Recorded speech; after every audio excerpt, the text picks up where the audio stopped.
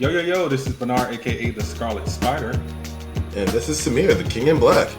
And welcome to another episode of the Angry Blerds podcast. Where the nerds are black and the nerds are angry. And with us is our good friend, SD Simper. Hi, everybody. Thanks for having me again. Thanks for taking time out of your schedule. Yeah. All right, so what do we want to talk about first? Do we want to talk about the thing that you always like to bring up, but then I always tell you I don't care about it?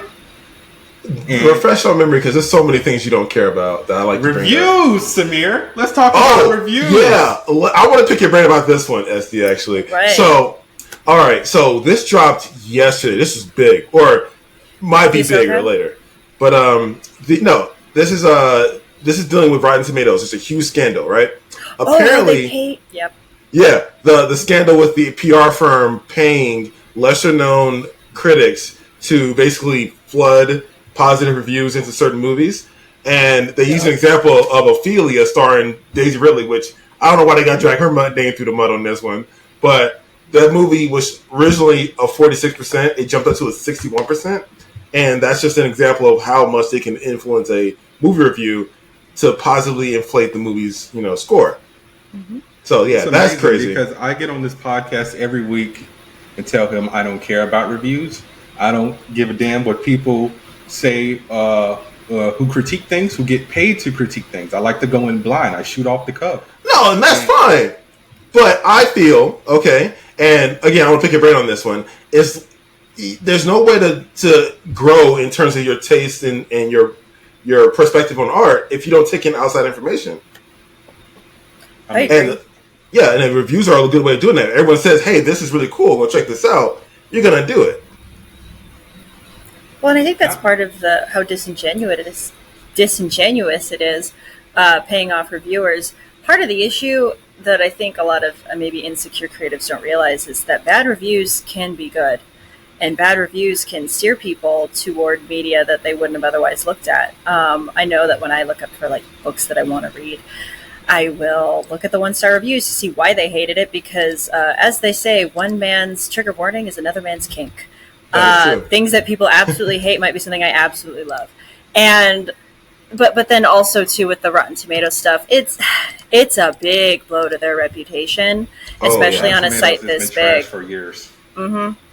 And this kind of unfortunately shows maybe why it's trash. And it makes sense, though, because a lot of movies, you'll look at the critic score and you'll look at the audience scores. And sometimes them being completely opposite makes sense in a funny sort of way. This was not meant. I can't think of any specific examples, but I've definitely seen movies that I'm where this was not meant for critics, but the people are here to have a good time. But when it becomes that way with almost every film, then you start to notice something is suspicious. Yeah, that is a growing trend, unfortunately. I, for one, think a better platform is Metacritic. They're a lot more stringent with their the people who post on their site. You have to go through rigorous. Yeah, you do. They're way more stringent than Rotten Tomatoes. You sure? Because some of the same reviews from Rotten Tomatoes end up on Metacritic. Oh, they do. But again, they're more stringent on who posts on their site, and also their review scaling is way more. It's nuanced. It's not a yes or no, up or down sort of thing. It's a aggregate score based on percentages. So it's a lot easier to suss out who's not genuine on that site. But overall, it's a huge blow to the film journalism industry, unfortunately. And I will speak in defense of Bernard's opinion, honestly, too. I tend to avoid reviews if I'm planning on seeing a movie because I'm very easily biased. I am your average dumb movie watcher. When it comes to books, I get into hyper analytic mode, and I love that. But with movies, I can enjoy anything if I don't overthink it. And so I'll often read reviews after to be maybe it wasn't as good as I remember it being. But I don't know. Before movies, I avoid reviews. I don't know. So it does make me sad, though, that Rotten Tomatoes felt like they had to do this, accept bribes or whatever. Well, it wasn't Rotten Tomatoes. It wasn't Rotten. Yeah, it was an independent movie publicity company called Bunker 15. Their reviews just went on Rotten Tomatoes. Oh, and so Rotten Tomatoes is looking bad from it. Gotcha. Yeah, it's not necessarily their fault. This is why platforms like Amazon have very strict TOS about not paying people for reviews and not bribing for reviews. Even to the degree, like as an author, like, you give out advanced reader copies, like, oh, read this book, leave me a review. You can't say that I got this book in exchange for a review. You have to say I got this book and I'm freely leaving a review, even though everyone knows what's really going on. Yeah, I was gonna say I've ordered stuff on Amazon and be like, hey, leave us a review. We'll send you a $25 gift card. Yeah. Bro, like I told you, payola's everywhere. It's just not in the music industry as much anymore. Okay, but it's still kind of. Well, they want the site traction, the site traffic. They don't want the positive review there. So they want you talking about the product. They don't care if it's positive or not. In their defense, because I've left negative reviews and still gotten the gift card. Yeah, I don't even send the review, and I'm like, I don't care about this damn gift card. I got what I wanted. I mean, I review a product if I feel like I need to. I review books when I can, but it's because I know. Oh yeah, that helps or like out the small authors, products, creators, But if it's like a big product, I don't bother. They don't need me. But my point was that it makes the big websites look bad because, like, Rotten Tomatoes, it sounds like didn't actually do anything wrong, but they're the ones getting the heat of it. Yeah. Yes. Like, I'll review like stuff that I bought on Best Buy, and that's just because I want the Best Buy points. I mean, I already bought it. I mean, I just want the extra points so I can get closer to my $20 gift certificate. But other than that, I don't really need reviews. And if I going back to the whole. Oh, my bad. Go ahead. I just saw something. If I do leave a review, it's just like on a random app. Like, do you guys use Letterboxd? No. It's kind of like Rotten Tomatoes, but it's like Rotten Tomatoes meets Facebook. So like you can follow your friends, see what movies they're watching, like what type of review they leave, and things like that. So it's only specifically for movies. So that's like the only time like I'll ever leave like a review on something, like as far as film goes. Like it's not like I'm going on, Voodoo, like, oh my God, this season of The Flash was good, 5 stars, I highly recommend it. No, don't do that. All right. Well, okay, so I'm actually perusing Metacritic right now. And so if I were to compare it to Rotten Tomatoes, which is really interesting, they have significantly less reviews to each movie, even when it's open this weekend. So their review for The Nun, 16 reviews, right? Whereas Rotten Tomatoes' review of The Nun probably has closer to 100. So that's a huge difference in how they grade their stuff there. Let me get the exact number, actually. I was trying to, but a trailer pulled up for the creator. It's like, no, I clicked on The Nun. I don't want to see a trailer for the creator. You clicked on the logo. No, I clicked on the poster for The Nun. 47 reviews on Rotten Tomatoes. Yeah, so that's a significant, and it's probably going to get higher by the weekend's out. So that's a huge difference in how you can mitigate who's saying what on your site. So yeah, there's that. It's not looking good for. No, it isn't. It is not. They're going to lose a lot of traffic. Oh well. That's unfortunate. Yeah, like I said, I don't care about reviews, so it's no sweat off my back. I just go to Rotten Tomatoes to see what movies are coming out, and even then, I barely use that anymore. I go to Fandango.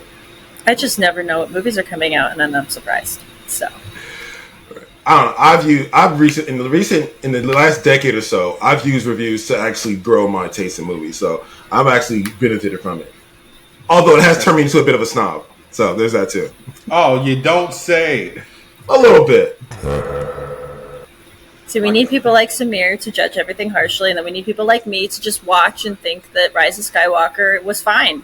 It's fine. Okay, I don't hate it. I don't hate it. You sure? Because you shit on that movie almost every time we bring up Star Wars. You can love someone and still have criticism. You're not angry. You're just disappointed. See, that's how it works. There you go. Because I remember when The Last Jedi came out, despite the fact that it was fresh, you hated that movie. Okay, like, I didn't hate it. Kind of infuriating, though. I went back. You were like, why is Leia Mary Poppins all of a sudden?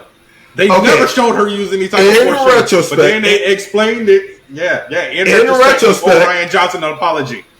Actually, we do owe Ryan Johnson an apology for that movie because I liked it. Everyone ripped on that movie, and it's actually the better out of the whole trilogy. If they would have kept going, it would have been so much better. I don't want to get on my Star Wars tangent now. We're going to do that later. All right, what's the next story? So let's not tangent into Last Jedi. That's old news. Yeah, okay. Let's not do that. Let's move forward, not backward. All right. So, I'm someone who actually I like to pay attention to credits on, film and television. Just see, who put their hands in the cookie jar and, help make this delicious baked good that we call cinema film. But unfortunately, we do have to give a rest in peace to Nathan Lewis Jackson. He was a playwright who was a writer and producer on Luke Cage. He actually passed away at the age of 44. He dealt with heart issues and undergone a aortic dissection back in 2019. But yeah, he actually wrote the play called Brokeology that had Wendell Pierce in it. Oh. Yeah, and I know Wendell Pierce from Suits. He actually played Meghan Markle's father, Richard Zane. He also worked on the last Black play, Sticky Traps, Brother Toad, and When I Come to Die, and he was a 2-time recipient of the Lorraine Hansberry Playwriting Award. And he was actually given a gold medallion at the Kennedy Center. He also worked on Southland, Shameless, 13 Reasons Why. We definitely got to give rest in peace, man. I didn't have time to see what episodes of Luke Cage he wrote, but they did say he wrote 2 episodes. Well, that sucks. We got a lot of unfortunate deaths recently. Yeah. All right, so that was just something I wanted to get out of the way. So, SD, how do you feel about this writers and actors strike? Are you struggling to find content to watch? I mean, Disney Plus is Disney Plus. I've been rewatching a lot of old shows, to be honest. Though. That's funny because I got Samir on a Doctor Who initial watch/rewatch for me because he never made it past the 9th Doctor, but we're in the David Tennant era now. So Samir and I are the same. Then I haven't seen past 9. Yeah, he's hard to get past. It's 13 episodes. Just power your way through. I liked 9. Thank you. He's hard to get past. I'm sorry. I noticed. Okay, so David they Tennant, all have their own different charm. I like the. I don't know how to quite describe his sense of humor, but it vibes with me. I don't know. It's like it's more like a dry British humor. Yeah, the drier. Yeah, so it's been also 10 years at least. Yeah, but Tennant is like I'm watching him now, and even though I have issues with the Doctor as a character, Tennant is such a just a force of nature. Everything he does, he's so goddamn charismatic. Oh, yeah, and I can see at this part in his life. As a completely 100% straight cis male, I get it, and it's like, oh my god, he's so freaking charming. So I just find him so fun to watch. Yeah, he's fun to watch.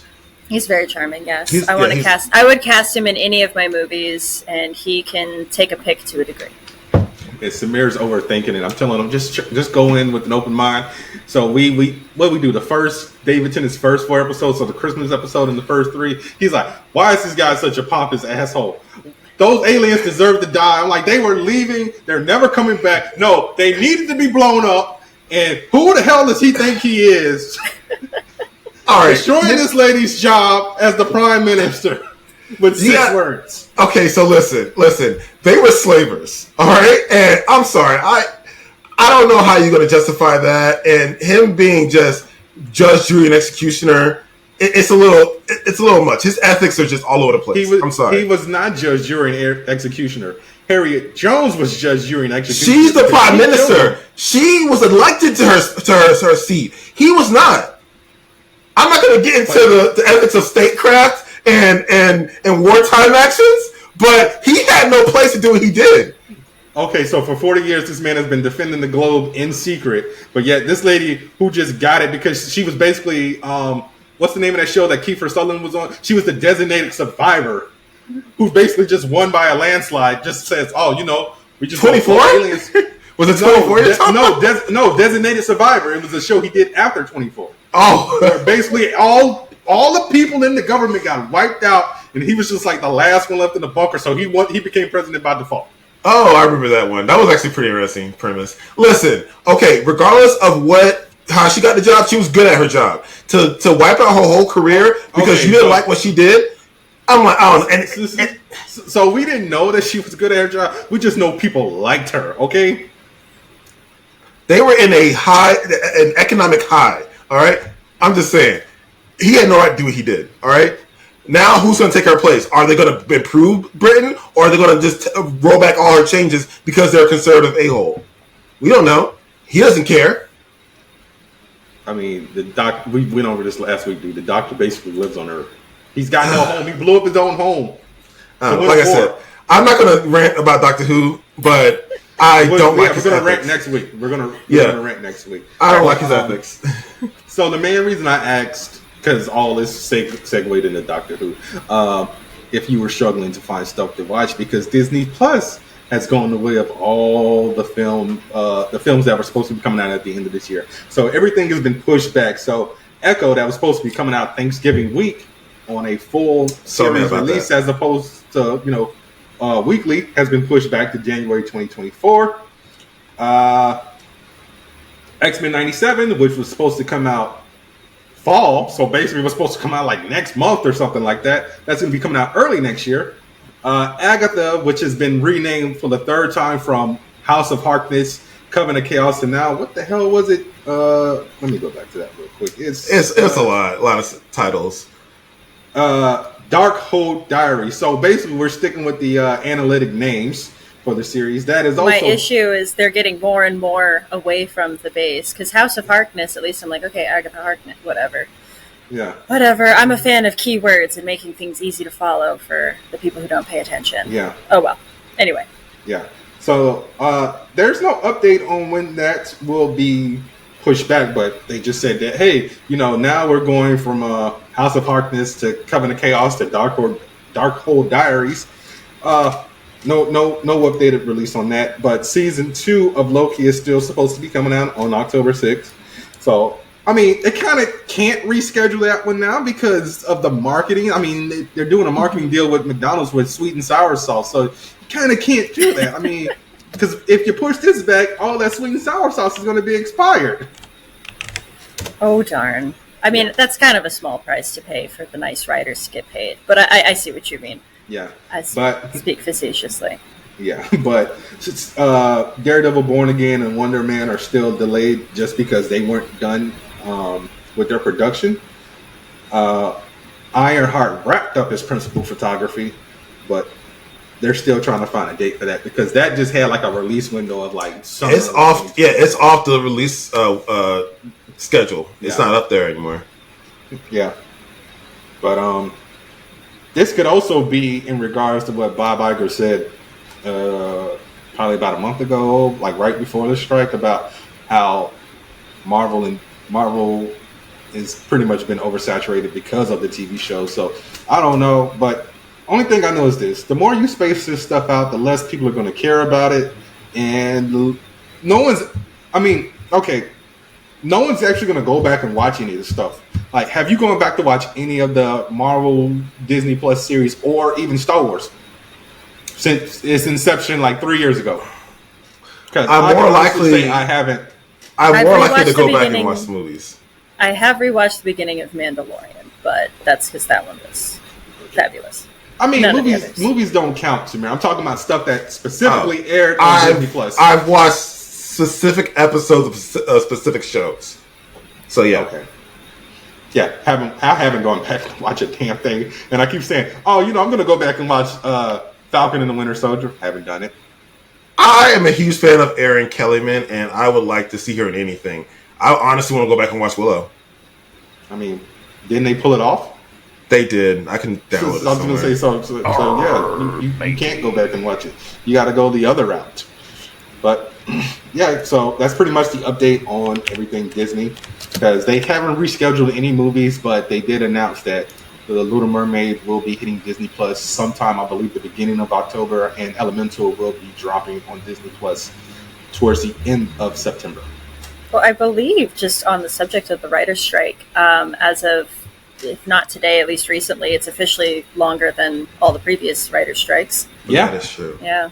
Because the writer strike of what 07, 08, whenever season 2 of Heroes started. That was I want to say like a 3-month strike, a 2-3 month strike, and then Heroes season 2 got fucked up.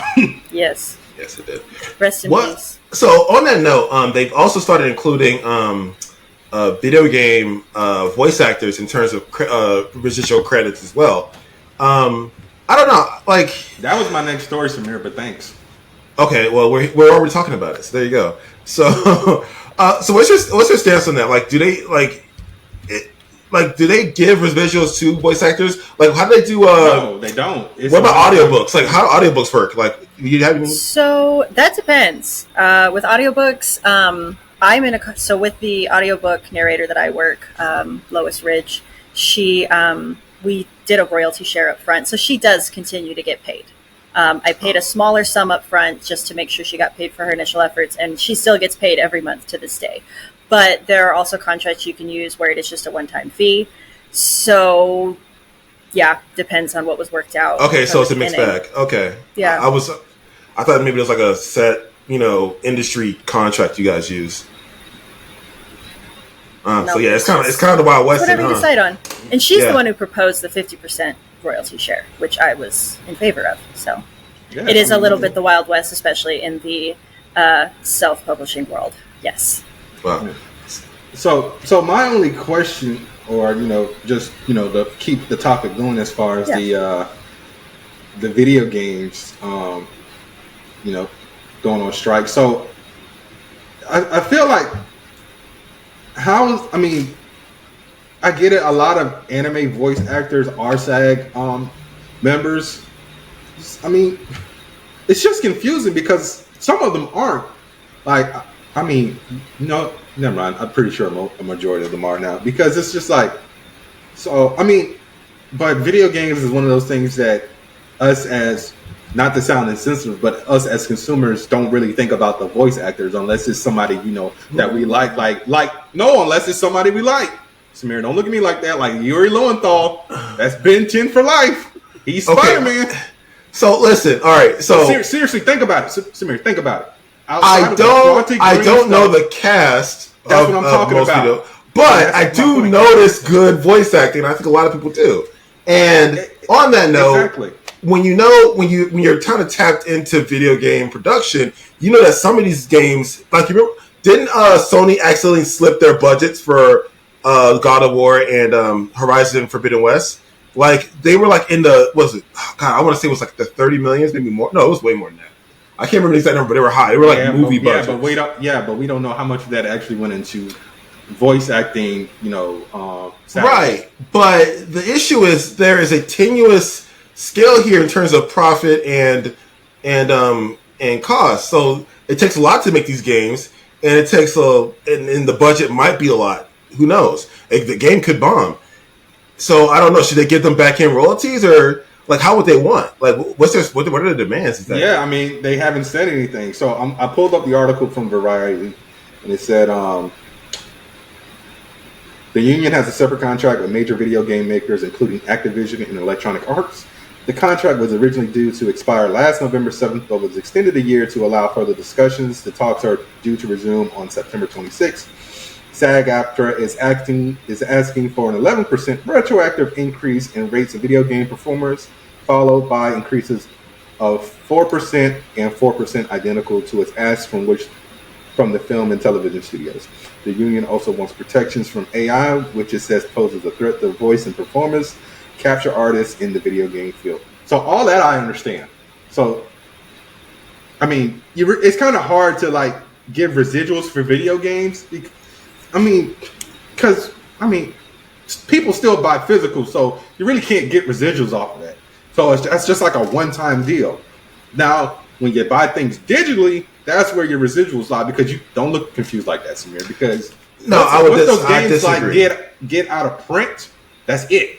That's why I disagree. The physical side of it is more of a thing. I don't know if you two remember this, but when they dropped Cyberpunk Edge Runners, people went out and bought that game again.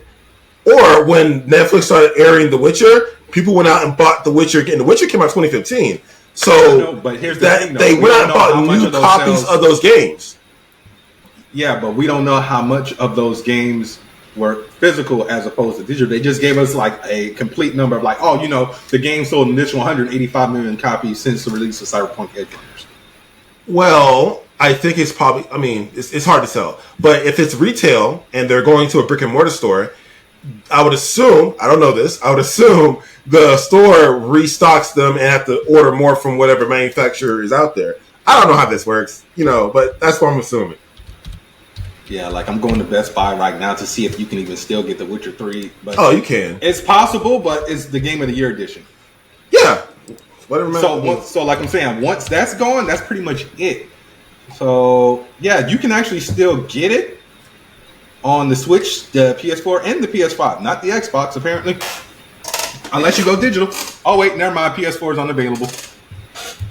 Oh, it's unavailable for pickup, but you can. I mean, Bernard, you're the only one that has a problem with digital game sales. I told you, dude. Licensing is a bitch.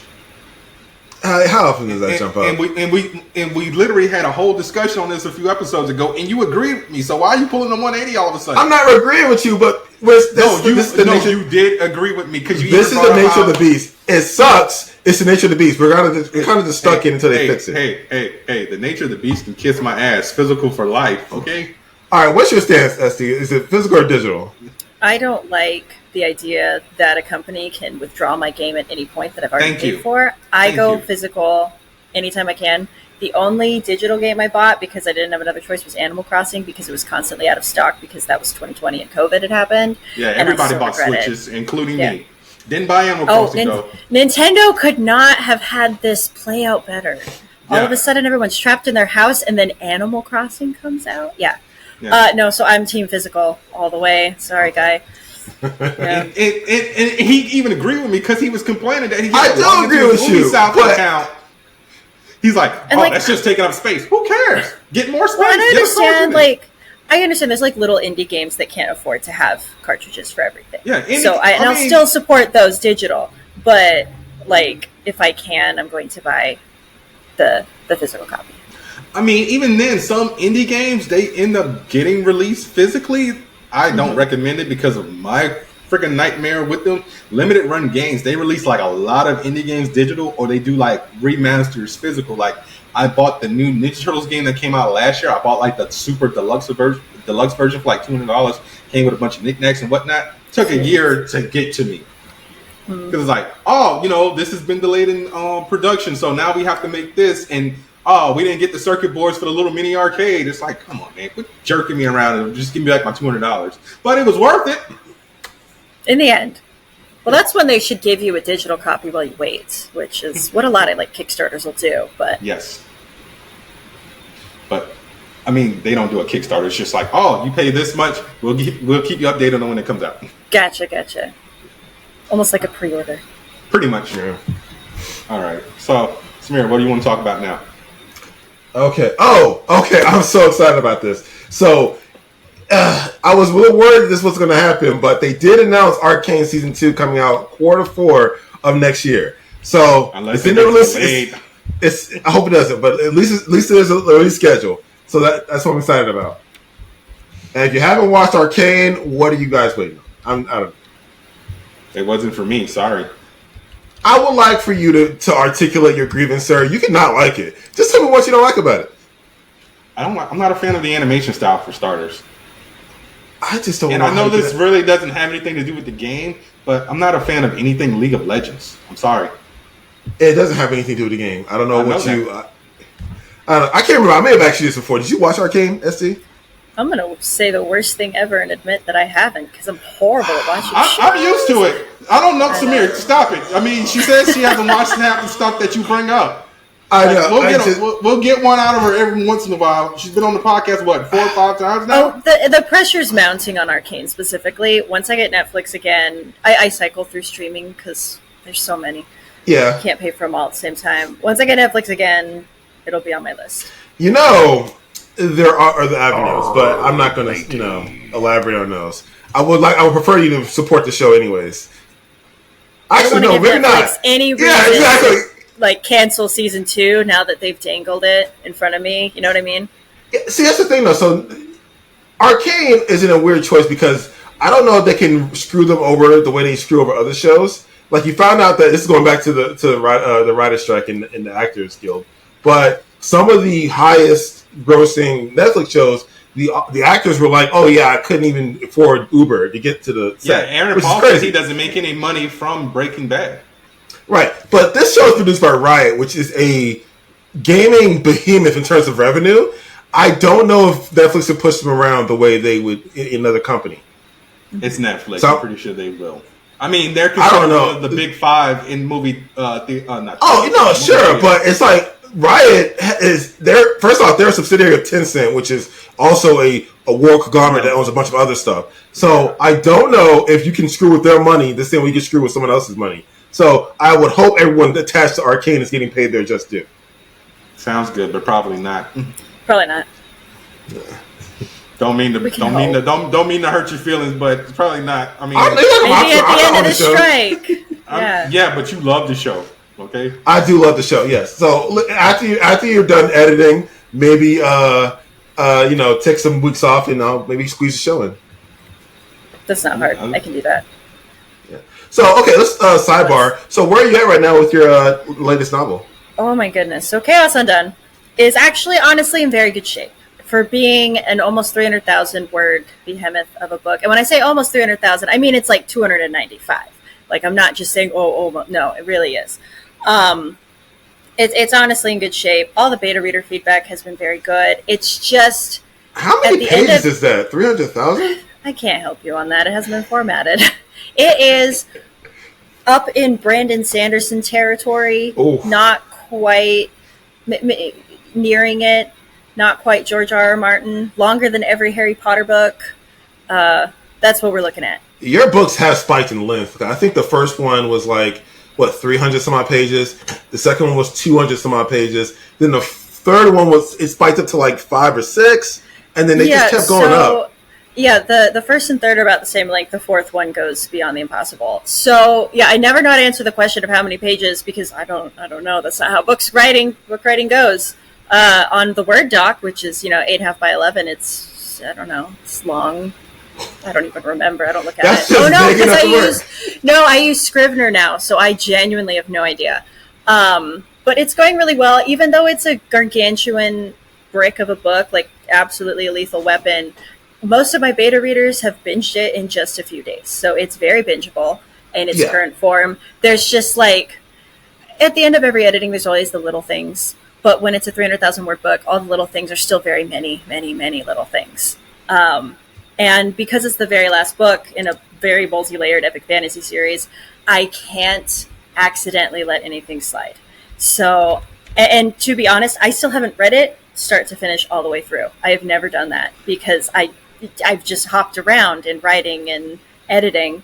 So I need to do that and make sure it has a cohesive narrative, which it does, except does it. How is that reading your own book? Is that work? I like it. It is. It depends. For me, there's always some scenes that I'll end up attaching myself to that I enjoy rereading that are fun and emotional or exciting. And then there's some that are kind of a slog. But if it's boring to me, it's probably going to be boring to you. And that means something needs to change. It can be fun, but after a point, it's work. And at the point where the work becomes unbearable, that means the book is almost done. Because you don't want to over edit, you don't want to overcook, but you don't want to undercook. So I do need to send it off to the editor still, and that's the thing where I'm maybe end of the year release, and now I'm questioning that it might be January. But as maybe unprofessional as it is, it'll get done when it's done, and it'll be better for it. I mean, you can't rush art, so yeah. And I can admire and respect people who can work on deadlines like that. For me, the creative process, that's such a good way. For me to announce a due date is such a good way for me to guaranteed not have that be the due date. But I still like to give people a ballpark figure. You're not the worst offender of this crime, so don't. Oh, no. George R.R. Martin makes everybody look good. Yeah. But I can't say too much about it, obviously, because literally anything I can say is a spoiler. But it's a lot. It's exciting. Now, refresh my memory, because this is the last in at least Flowers storyline? Yes, this is the last in the Fallen Gods Series 1 that is planned. Oof. So her story will come to an end. It'll be okay. Sure. That's all I can really say to people is I'm like, it's going to be okay. Everyone, I've seen a lot of people have really catastrophic ideas of how everything's going to go, and I'm like, but it's me, and I'm a baby. It's got to be. Yeah, but okay? So if I were to that's fair after even Endless Night. Yeah, and also if I finally got around to reading your Sea and Stars book 1, I want to read book 2 soon. Okay. Your handling of that book, I can only shudder to how you're gonna, because the difference in protagonists in these two series are just, there's like a sea of distance. Oh, night and day. Talora is a real hero. She's a good person down to her core. Yeah, she's you just love her. And then Flower, I want to love her. I love her. I'm just disappointed all the time. She is. I don't know if she can be happy with what she's done. I'm like, she is learning. She is arguably guilty of genocide, technically. She is completely guilty of genocide. She is on her Walter White Breaking Bad path and has finally accepted it. And I'm very proud of her as of the end of Eve of Endless Night that she's finally accepted that maybe she has made some poor decisions. Is a piece of shit of a person. Listen, I can respect owning it, though. Respect that you're the villain, you know? Yes. It's just, I want her to get a happy ending because I'm biased. She can't. Her happy ending might be the sad ending of everyone else. All the time, I hear people say, "I want her to have a happy ending, even though she doesn't deserve it." I'm like, I get it. I do. I get it. But it's a fun one. Just don't make her fully like Walter White. Then Samira's going to hate her. No. Well, okay. So that's an issue with. So funny story. She is probably way worse than Walter White as a character. If you watch Breaking Bad, right? Oh, yes. Love Breaking Bad. Yeah, so I don't know. First off, making her a sympathetic, malleable young person does a lot with, getting under people's, guard in terms of judgment. At 18, you have to give her a couple passes because 18 is still basically... As opposed to Walter White, who is a 50-something chemistry teacher who's a husband and father, better. So all the decisions he made were a little more well-formed and conscious than, say, Flower was, who, was really green. And honestly, the first part of her relationship there was some grooming to be there. To be honest, it was definitely a slanted power structure. And if Ayla, which I gotta say, I can't sing you the praises for this, the way you constructed her as a character, even though she's god-awful, like 2,000 years old, she is a woman child in her core. There's so much uncooked, stuff in her brain that she never addressed. It's like she is, yikes. There's just bags of trauma there that makes her a child just as much, if not more, than Flower. They are almost made for each other, and it's beautiful and it's macabre, to say the least. Thank you. I love them. I can go. Fallen Gods is the series of my heart, and for better or worse. Yeah, it's hilarious because this was your magnum opus, but everyone jumped on Sea and Stars. Everyone jumped on Sea and Stars, which I love. Sea and Stars. It's a sweet story, but it's obviously a much simpler narrative. But it's more likable to the masses. Nothing wrong with that. The masses want fantasy romance, and I mean, there's still definitely some darkness there. Dariel is by no means a perfect love interest, but no, it's a lot more wholesome. Though I am curious to see if Heart of Silver Flame makes you mad. All right, well, I will start that. I'm in between books right now, so that might be my next one. Oh, that's fine. I just finished one. This week, actually. So excellent. I'm just on a roll this month. Listen, once Chaos Undone is a little more patched up, I would be more than happy to send you an early copy so that you can. Oh, shoot! That reminds me. I definitely got to order some signed copies from you. That's. Because I have all your books digitally. I need to get some physical ones. Oh, let me know. We'll talk about it after the podcast. Sure thing. All right. Honestly, I can talk about this all night, but let's not kill all the airtime. What are we on right now, Bernard?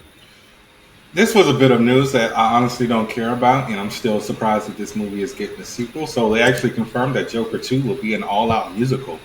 I am so confused. I have no by problem the with existence musicals, of that movie. Exactly, but it's just like I love Lady Gaga though, so it's like, oh, what I do know. do? It's I'm intrigued and also why? go watch A Star Is Born again. Just I go thought watch A Star Is Born again, or go watch House of Gucci. Well, I thought Joker accomplished what it was supposed to. What's next? Money. Money. Yeah. Mm-hmm.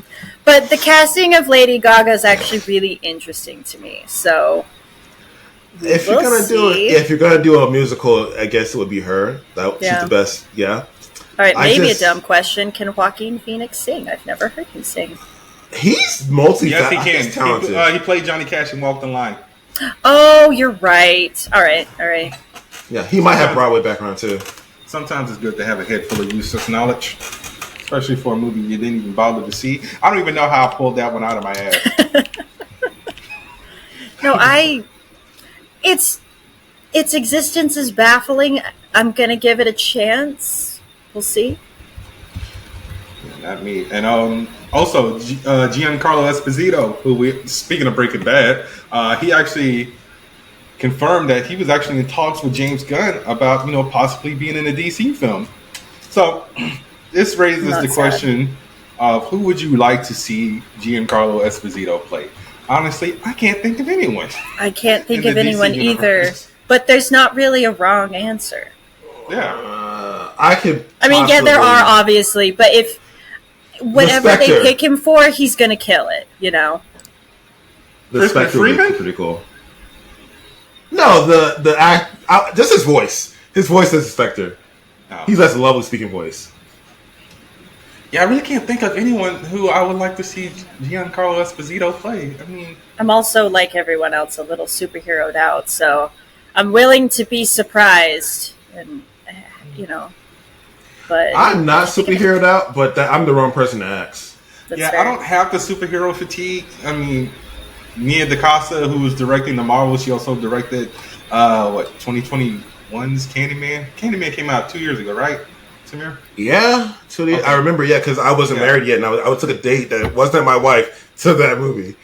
Cute. Well, you know what it is? I'm not even superheroed out. I'm just tired of the expectation of mediocrity from superhero films. Yes. And so it's so nice to be pleasantly surprised. Because I saw Quantumania and it was fun, but I wasn't inspired. I didn't feel huge. It didn't have that. Yeah. Check out. I didn't hate it. Check out Blue Beetle. You might like that one. I have heard wonderful things about Blue Beetle. Because unlike the Fast and the Furious, this is really all about family. Oh, good. No, the trailers are really charming for it. Speaking of Blue Beetle, you can apparently buy the autobiography. Not Blue Beetle. Ant-Man. You can buy the autobiography that was on sale in the movie, Scott's book. You can buy that now. I don't know what's in it. Of course. No, they actually wrote it as a novel, from the perspective of Scott Lang. So they have a bunch of chords in there from the Falcon and everything. It was actually available for pre-order when the movie came out. The book just kept getting pushed back for some reason. It's clearly a cash grab, but I can see it being a lot of fun. But I also really enjoy the It's on Amazon. I'm looking at the page right now. Yeah. Yeah. I talked about it when we did the review for Ant-Man. Did we? Oh, shoot. I didn't know about that. He remembers nothing that we talk about. I remember a lot of things. Just not what we talk about. Well, but yeah. All right. I actually was supposed to pre-order the book, but then I was like, I'm buying a drone instead, and that's what I did. But no, I bought the charging dock for the batteries for the drone, so that's what I did. I'll just buy the book when I get paid next week. But what else we got? What else do we have? Go ahead, talk about. Talk about cats. Did you? I was going to get on that actually. Did you play the game Stray, SD? I know this guy didn't because he's an uncultured swine. But I'm uncultured swine. I don't want to play a game where I'm a cat. Unless I'm a humanoid cat, then yes. But just a regular cat, no. Stray was Game of the Year. Okay. All right. Anyway, so yeah, is that supposed to pique my interest more? If you don't want to play the game, the movie might pique your interest. Yeah, I don't see that happening, dude. I really don't I don't really even watch movies with animals in it unless it's like something animated. Who stole your soul? What is you don't watch movies with animals in it? Nobody stole my soul, dude. It's just like it's one of those things I outgrew. It's not like I didn't. It's not about outgrowing it. It's not the concept of an animal as a protagonist isn't intrinsically childish. If it's done in any context, it can be for adults or children. That's just how art is. You just got to figure out where it's like Watership Down isn't for kids, sir. I know. Right? I read the book. I would argue the Rats of Nim ain't for kids either. Dear God, that's a dark movie. All right. You mean The Secret of Nim? Oh yeah, the book is called Mrs. Frisbee and the Rats of Nim is the book right. title. Yeah, the book. Yeah. Right. Sorry, I heard it out there. No, it is dark. Cool. The Animal Farm. That is allegory for Stalinism. That was never intended. That was never for kids, dude. What the hell? But it has animals in it, and that proves my point. Was Animal Farm even adapted into a film? Yeah. A really shitty cartoon a long, long time ago. Yeah, I think so. Even know that. I read it in, I think, middle school. Yeah, I mean, I didn't even know that was a thing. But dude, I don't care about a movie about cats and about a cat and robots. Yeah, it came out in 1999. Apparently, where does this movie end up? Because I don't remember this movie getting released at all in 1999. It was probably a made-for-TV film or something like that. Who knows? Probably. Given the quality of the animation, it probably wasn't wide release. Kelsey Grammer is attached to this. Patrick Stewart. It had good people in it. yeah, they were doing favors for somebody. It's like, if you get Patrick Stewart and Kelsey Grammer, favors were owed. I think Patrick Stewart's just collecting a paycheck sometimes, though. Like, he was in the Emoji Movie. He was poop in the Emoji Movie. He was? Yeah, he was. Patrick, what are you doing, man? He's so famous. He can do anything, get paid, and people love it. We're gonna love him. He's so cool. He's so nice. Mm-hmm. He was one of the only charming parts of Cats 2019. You actually saw that? Of course I did. I saw it on opening weekend, and it was the worst. Yeah, I mean... Oh, see, no, what you guys don't know is that I am a Cats the Musical veteran. I was obsessed with the 1989 filmed edition as a kid. I watched it too. I saw this. Yeah, that was my favorite movie growing up. I watched it at least once a week, like a religion, as a small child. So I was excited for the 2019 version, and about 15 minutes in, I knew that this was a mistake. Okay. And not just like a ridiculous mistake, but like a boring mistake. So, that was the other. You mean to tell me you went into that movie despite the fact that you saw the trailer? And I went in hoping that it would at least be so bad that it was fun. But it wasn't even that. It was just boring. But the cast was so good. And but Tom Hooper needs to stop. Nah, I didn't know if it would be great, but I thought it would at least be fun. It wasn't fun. The music wasn't good. The insistence on doing it live and then covering everybody on CGI made anything that could be impressive about the dance moves, which were impressive, not impressive because they just looked animated. I thought they were cat suits. They're not. They wore like blank slate suits that you could do 3D animation over, which is sad. I demand Cats the Butthole edition. I demand it too. I demand Cats the edition where they didn't neuter Jason Derulo. He was really mad about that. You guys sound like Jesus Mero right now. They actually roasted this movie when the trailer came out, and both of you guys said the exact same thing that they said. They're like, so this cat's got no buttholes? Where are the buttholes? No, but there really is an edition where they had buttholes and they CGI'd them out. Like they took the time to CGI them in just to take the time to CGI them out. It was probably the screening. It was like, okay, so we get it. Yeah. They're cats, but they're actual people pretending to be cats, so why they buttholes all out? And because I saw it the opening weekend, I saw the edition with like the imperfect CGI where you saw the hands and the feet every once in a while. Hilarious. It was boring. What's funny is those are part of the most expensive buttholes in movie history because they had to hire someone to put them in and hire someone to put them out. Probably cost millions. So Probably like Henry Cavill's beard and mustache. Yeah. yeah. No, it was a beard. Remember, he grew the beard out for not Dead Reckoning. It was a mustache. Fallout. It was a mustache. Mustache in the It was an impressive mustache. What? I could have sworn he had a whole 5 o'clock shadow in mustache. No, I remember him in Mission Impossible. He had a very impressive mustache. It was a good look for him. This is a Google search away from fixing. Yeah, I was about to do it. I'm like, Henry Cavill, Mission Impossible. He has a very good mustache and 5 o'clock shadow that is debatable. I wouldn't call it a beard. He's definitely it's a little bit of stubble, right? Yeah, it's stubble, but he does have the full mustache. Yeah, I knew the mustache was very prominent, but I knew he also had the stubble. Yeah, he hasn't shaved in at least a couple days. I don't want to say a week because I don't know how fast some guys can. All right. Well, speaking of heartthrobs, so Wednesday, the controversial hit Netflix series apparently. Take all my stories, huh? What? You barely like Wednesday. All right. So, anyways, what are you talking about? I gassed over Wednesday, and I was actually getting ready to say this, but once again, go ahead. Now, continue. Anyway, I thought I posted this one, but whatever. All right. No, so Percy Hynes White is reportedly been removed from season 2 amidst allegations of a sexual assault against him. So that sucks. Keep in mind, these are all allegations. And this stuff happened when he was in high school. I don't necessarily like talking about allegations. I actually did post this for you. I just didn't write that. So I was just going to bring it up and let you just go hook, line, and sinker with it. I don't like people being, fired or quote unquote canceled due to allegations.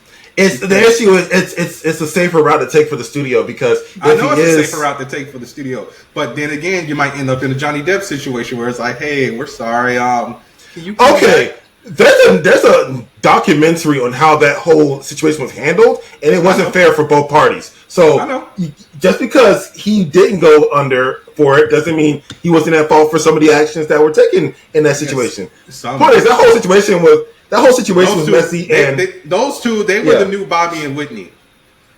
Basically, it was messy. Drugs. Did they talk about doing drugs? I don't even remember anything about that. Nah, there was definitely coke involved. But regardless, Percy Hynes White. All right, so you said the incident may have happened in high school. They don't know what's going on. And no, I actually did some in-depth research. It happened when he was in high school. So basically, what they're saying is he would throw parties, and some people were saying that he sexually assaulted them, and some said that his friends did it while he watched, or he just walked away and did nothing. Yes, both are bad, but once again, I mean, not okay. So what I'm about to say is kind of controversial, but I'm just to it at this point. I don't go with the motif of believe all women. I go with listen to all women, believe all proof. Especially after that what's the name of the girl, Carly Russell, who faked her own kidnapping. That was the last straw for me personally. So no, I say listen to all women, but believe all proof. So fine. So there better be a substantial amount of proof for him to be fired. Okay, well here's the issue with that. So you could say, okay, well we're going to let him stay on the show, and then it could end up being like Danny Masterson, who gets 30 years. But there was proof of that. I don't know. Like I said. This is messy, and it's also a minor because technically was he a minor at the time? He was a minor at the time. So who knows how that's going to work? But yeah, he's not on the show anymore. So, this is silver lining in this terrible shit sandwich is his character was terrible in Wednesday, and I'm glad it's gone. Well, no, I don't love our current cultural. Yeah. I don't love the current cultural swing toward guilty until proven innocent either. So I do understand. I also understand why the movie studios are doing what they're doing. I'm not saying it's right. I'm saying it is their right. And it's also their right to get sued later. If he's innocent, he loses a lot of money because of the allegations. Oh, okay. I just actually got a little bit of an update. So apparently, he sexually accused a woman in a party in Toronto in January of this year. So not only the high school stuff, So yeah, Well, that's a little more extreme. That's very close. That could probably there's probably evidence there at least. Yeah, or maybe it'd be easy to find evidence.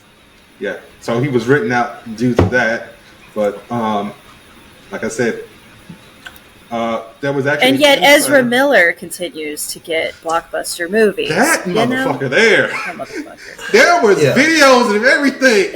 Yeah. Dude, they are crazy. Oh my! I feel like he's such a liability, and yet I really hope Warner cut ties with Ezra after The Flash, because I mean, we know why it didn't make money because of this, and we also kind of know why Fantastic. The movie was mid. Money. That's why it didn't make money. The movie was also mid. No. The movie was mid, and he was problematic. It was a double-edged sword. It tried too hard to copy what Spider-Man No Way Home did. No, Flashpoint. And then Flashpoint. Oh, I thought we were talking about Flash. No, but there was a comic called Flashpoint that this was loosely based off of. Gotcha. So he went back in time, saved his mom, and created an alternate timeline. And once you try to adapt something like that, that's based off of a comic book. See, okay, nerd moment, right? Real, for possibly the next 5 minutes. Why is Marvel better at loosely adapting their comic book stories into film as opposed to DC? Because I mean, Marvel did it with Secret War, the first Avengers. I would argue against Secret War. Secret War was pretty mid. So my thought is simply, but you can only do so much because you only have licensing. They only had licensing to XYZ amount of characters at this time. But they should have did it, didn't it? And in retrospect, they should have did the story. That's what I'm thinking. My real honest opinion is I feel like DC is constantly trying to catch up. Like Marvel did it first, they did it better, they set the template, and DC is trying so hard to copy Marvel's techniques instead of adapting their own work in an authentic way. Because The Batman was fantastic, and they weren't trying to emulate any other Marvel films. Well, whereas Justice League was supposed to be Ben Affleck's movie. Then he just said, fuck this, I'm done. Mm-hmm. So that was supposed to be about him versus Deathstroke due to that little stinger that was at the end of Justice League. But then they just went a totally different way, and it was a better film. Because that's kind of what I was saying, though, with it trying to copy the Spider-Man formula with all the cameos. Spider-Man did all these cameos, and it worked. And they're copying these techniques without understanding why they worked. And we saw that with Justice League. They tried to have the big ensemble film without really looking at all the groundwork that Marvel laid. This absolutely phenomenal, frankly, I don't know if that we'll see something as big as that again in our lifetime because of all the work and the patience that went into it. And so my opinion is that DC is constantly 3 steps behind, constantly trying to get ahead by copying their tactics instead of focusing on adapting the material. That's why I think DC films are just not as good. That's why I like Charlemagne. Charlemagne said one of the most memorable things as far as Batman versus Superman. They were trying to be Avengers so bad they introduced the Justice League in a fucking email attachment. Mm-hmm. They jumped the gun. They didn't lay the groundwork. Whereas Marvel had films for every single character. Yeah, and it took them 4 years to get to that point. But I mean, with James Gunn, holding the reins, I think this soft reboot will be better than everything that we've gotten over a decade ago. I agree. They also tried, it was interesting too, they did what Marvel did, but they tried to still do it darker and grittier, right at the cusp of people starting to get tired of darker and grittier, which I think James Gunn will avoid. Yeah. He'll make it gritty, but he won't make it dark. Like he'll toe that balance. Like perfect example, the Suicide Squad. It's not too dark, it's not too gritty. It's just the perfect ensemble of both. Mm-hmm. I don't even know how all this started. We were talking about Percy Hynes. Adaptation? No, wait, hang on. Tangent. Ezra Miller.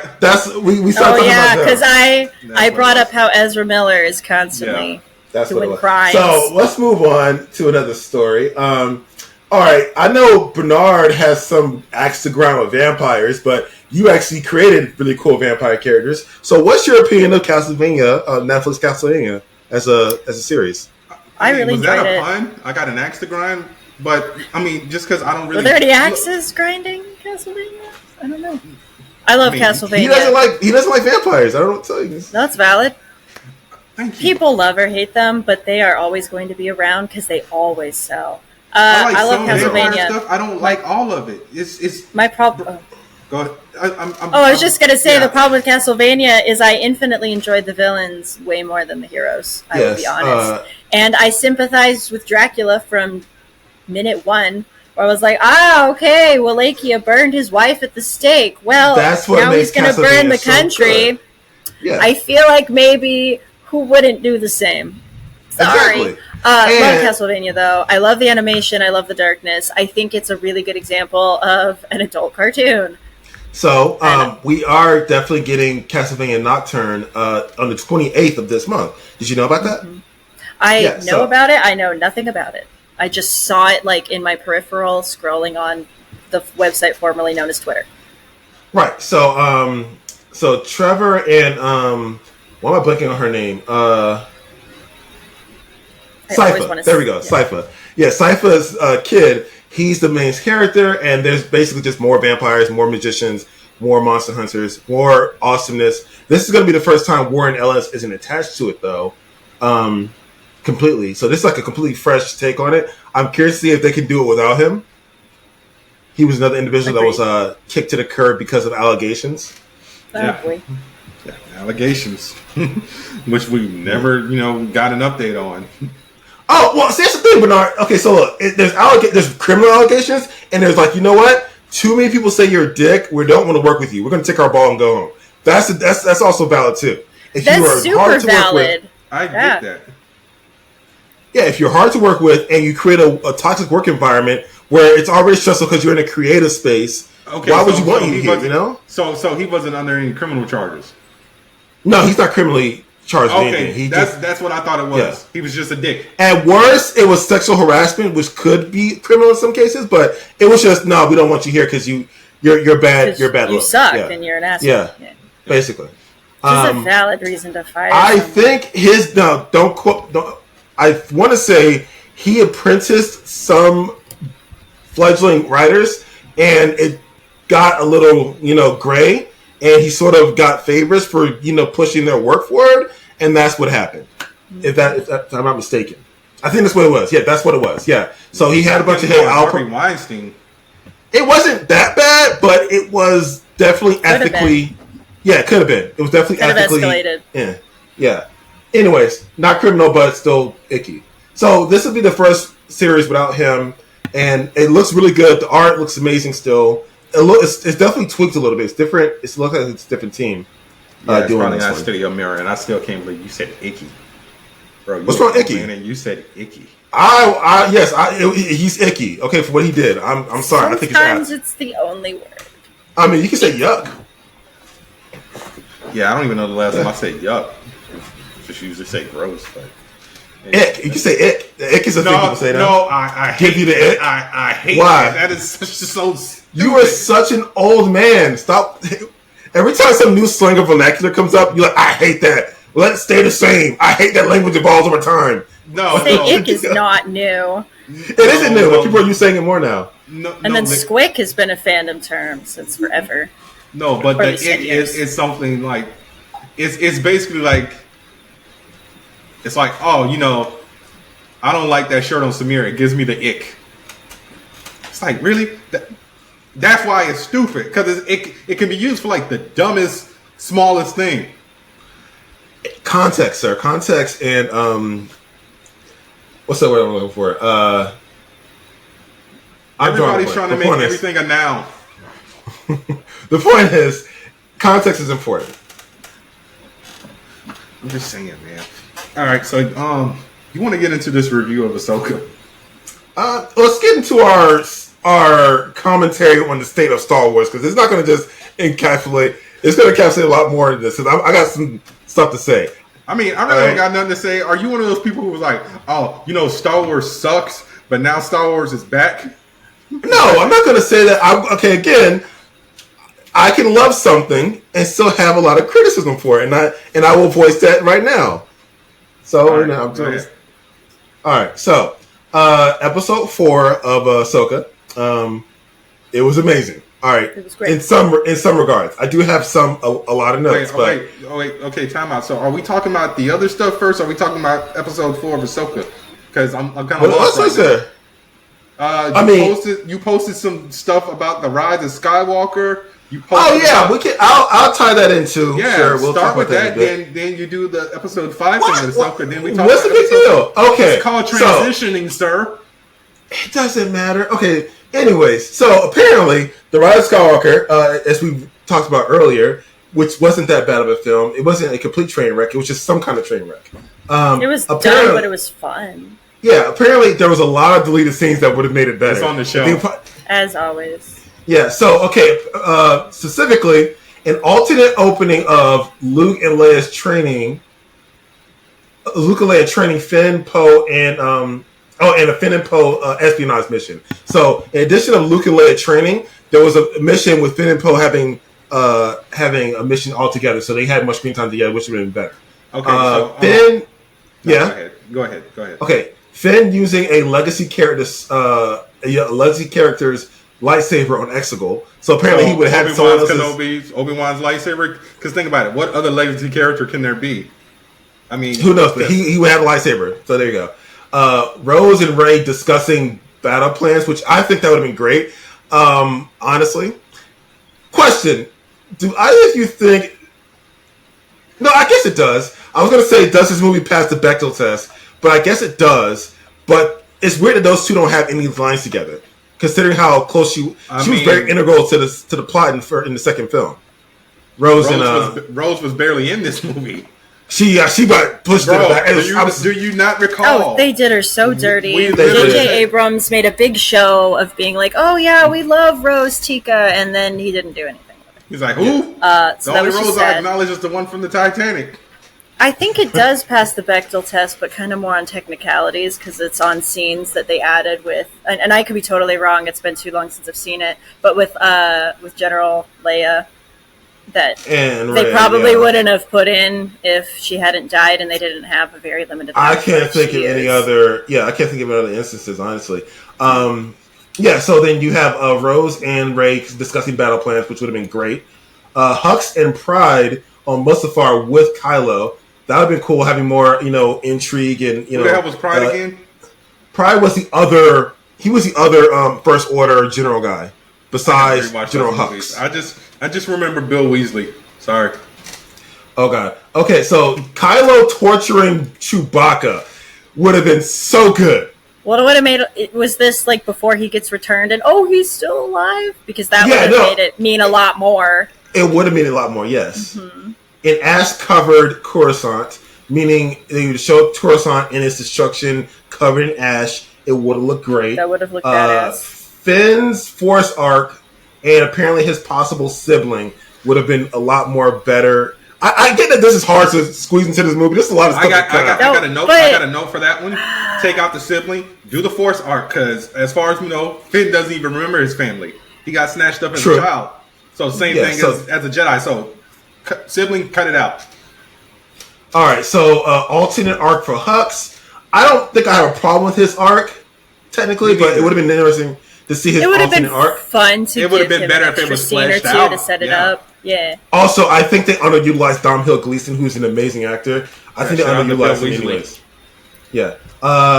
Alternate Knights of Ren death. I think they did them dirty, and for the build up to happen, they just nothing. Yeah. Nothing. Let's see. Rose and Janna converting the First Order communications jammer into the beacon.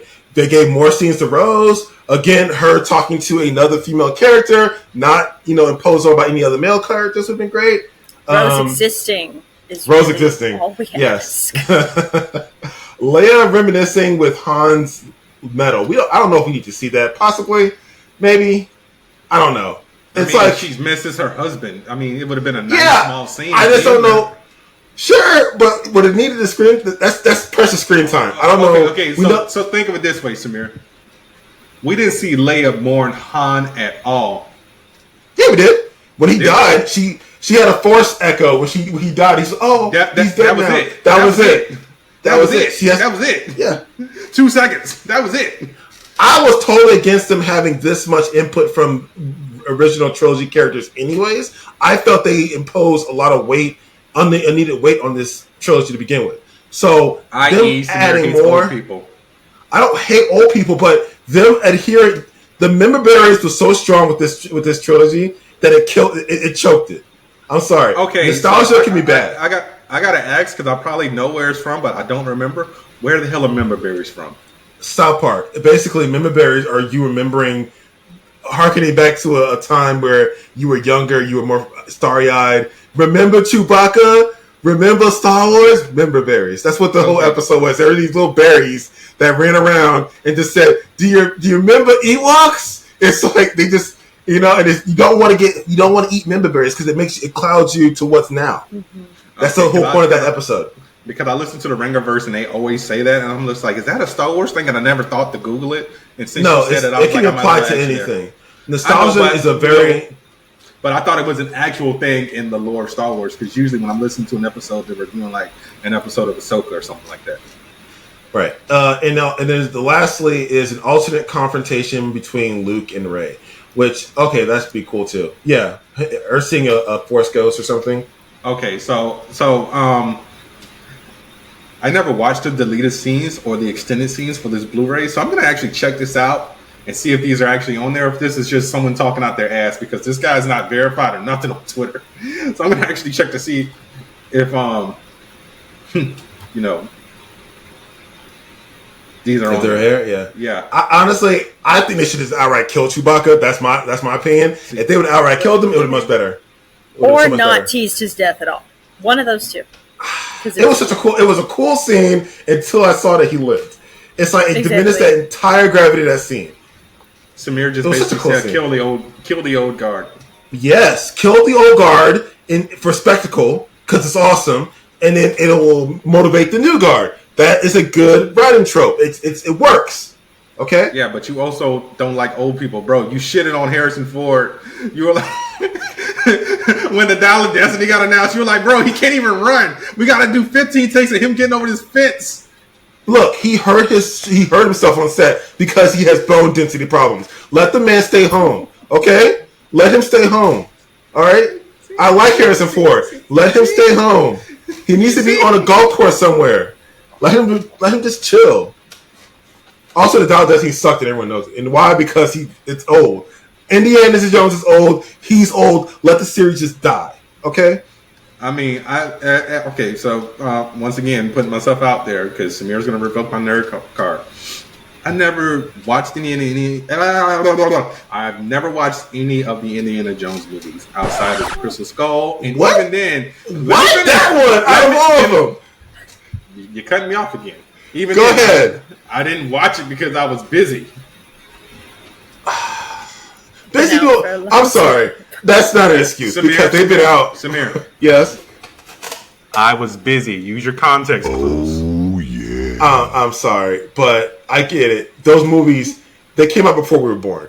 All right? And there's... You know how I feel about backtracking stuff that I didn't watch as a child. I'm not doing it. Yeah, because apparently you are exclusively for member berries back then. You can't insert any new content. I just feel like you can just watch it's not new content. Yeah, it'd be new to me, but it's still old. I mean, just go back and watch the Raiders and Lost Crusade and Templeton. Those are the good ones. Templeton's a little iffy. I don't got time for that. It's a classic, but it's not good. But the first and the third are really good. Yeah, bro. It's fun. It's fun. Big Bang Theory shitted on Raiders, so I mean, they literally proved that. I'm sorry, did not need to be there. I know you're about to shit on Big Bang Theory. Go ahead, go. Listen, I'm sorry. Anything that toasts itself as a nerd show but shits on Aquaman and references the Super Friends as their source of the criticism doesn't know what they're talking about, and they should have done a little more research, because Aquaman has always been cool. Even in his edgy '90s era with the long hair and a hook, he was still cool. He was still a badass. So nobody liked Aquaman then. That's why he was a running joke until Jeff Johns revitalized him in the New 52. Nah, son, he was still a badass. I'm sorry. Bright as day, because nobody liked Aquaman. Aquaman books weren't selling. Why do you think? Why do you think they killed Arthur Curry? Basically, put him in, quote unquote, killed him. I remember Joseph. Yeah, and made him like the crazy hermit mentor to Joseph Curry. Look! I remember there was a run in the '90s that was a quintessential run for Aquaman. Who wrote that? That was probably Paul Mounts. I think it was Paul. Hang on. Okay, no tangent. Let's come on. Reel it in, All Samir. right. Reel it in. Well, anyways, about Aquaman. we're getting off subject. But their criticism of Aquaman was way off base, and it sounded like a normie talking about Aquaman who didn't Family have Guy the even made fun of Aquaman. Do you not recall him throwing starfish at Peter, and he was like, "Yeah, how about you come closer to the ocean, and I'll deal with you then." Yeah, those are low hanging fruit because you don't know anything about Aquaman, and it's fine that Family Guy makes those references. The general consensus did not give two shits about Aquaman until Exactly. they were like, "Oh, Jason Momoa." So again, exactly. That's why I don't really care for Big Bang Theory because it touts itself as a nerd comedy, but it wasn't. It was a show for normies. All right, yeah, it never told itself as a nerd show. They just had people who played nerds. It was never directed towards nerds. It felt a little exploitive. It felt a little exploitive, essentially. So, they can't get dates, and they're really toxic towards women. I'm like, any fandom is like that. Come on, they could made the show about sports fans. All right, and it would have been. They had a show like that. They had a show like that on FX. It was called The League. Yeah, God, The League was stupid. Why do you hate fantasy football? It's just Dungeons and Dragons with sports. It's not fantasy football. It's statistical football is what it is. You take what you know about real world people using their real world abilities and you plug them into a chart and you see how they perform in a real world scenario. That's all math and science. There's no fantasy involved in that. It's just dumb. I mean, have you ever done fantasy football, SD? The fantasy is you're recruiting these people for your team. The same way you get a team for Dungeons and Dragons. Yeah, you know do you not know the stats of your character when you build it? They're all but my character is a short red-headed woman with a missing eye who's an artificer and a wizard. Okay, but D&D is still also all math. Sorry. Thank you. It is. It's not real. There's luck involved because you're rolling the dice, but it is all math. There's no statistics involved in that, though. It's like, and if it's all the numbers are strictly towards the character, though. I'm not taking the real world. That's the same thing. D&D is gambling because guess it is what? math, but it's gambling because you got to roll the dice. It's fantasy football because sometimes the math one isn't minute mathing. your player can be up, and the next year you know he breaks his ankle, he's out for the rest of the season, then you're fucked. Yes, but that's what I'm saying. That actually happened. You're using real world events and real world people. Look, man, I'm sorry, magic isn't real. Okay. What do you want? I am sorry magic isn't real. Although, that's very dystopian because if we did have real magic with the 1% hoard all the tomes and keep all the magic at the top like they do everything else. All right. Let's get into our review because we're losing Destiny. She's yawning. Yeah, episode 5 of Ahsoka will actually be airing in theaters. So, I mean, is this going to be like an hour and a half long episode, or is it going to be? No, I think it's like 50 minutes or so. Yeah, I think they're just milking it for all it's worth. Are we talking about spoilers? Do we talk about spoilers? Yeah. After how episode 4 ended, of course they're going to want to make this a big event, even if Hayden Christensen only shows up for 2 more minutes. Yeah, I mean, because it wasn't a spoiler for me because I already saw that he did. I think he said something about it at Star Wars Day that he was going to be in Ahsoka. And we knew he was going to be in it. We just didn't know when. All right, this is one of my rants I have the issue. So the problem I have with current Disney Star Wars, I love how they're trying to make it more uniform and cohesive, but there needs to be more communication because the lore is getting a little messy. And this is at fault to the original trilogy as well. So this is Lucas Star Wars too. There is no sense. Are you talking about the cardinal sin of replacing the original actor? No, not that. Because he can show. I don't care what it looks like as a Force Ghost. The problem is Force Ghost as a concept.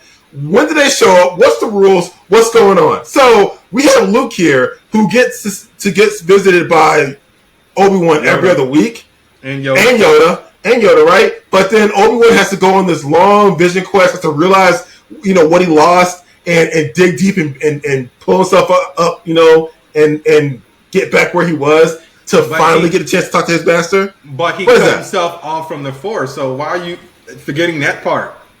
Okay, but then you have Ahsoka, who... Okay, but listen, with Ahsoka here, she's in the world between worlds. Okay, everyone's dead anyway. I'm accepting the appearance of Force Ghost in the world between worlds. But why is that the first time that Anakin shows up to talk to her? She is a big part of his life. We'll find out in the next episode, in theory. Yeah. I guess. Yeah. And then you have, but then you also have Luke. I mean, I guess he only once in a while talk to Yoda. Like why didn't Yoda jump back once in a while? Like when do they feel like coming up? Oh, Exactly. Yoda's an asshole. He's always been a trickster asshole. I don't know. You're right. I would love to know more of the rules. On the flip side, it's like, mystery of the Force. Also, Yoda's a dick. I have a theory on Force ghosts. And excluding Jedi, I feel like they only show up when you need them the most. So, like, perfect example, A New Hope. Luke was doubting himself that he was going to make that shot. He focused, and what did he hear? Use the Force, Luke. Shot. Oh, that's a good impression. Thank you. I don't know. I'm good at Obi-Wan impersonation. But and once again, when else did he hear Obi-Wan when he was going through all his training on Dagobah with Yoda? Also, when he was on Hoth, he was on Hoth, and he was at when Death's he was Door. on Hoth. Thank you. That's the point I'm trying to make.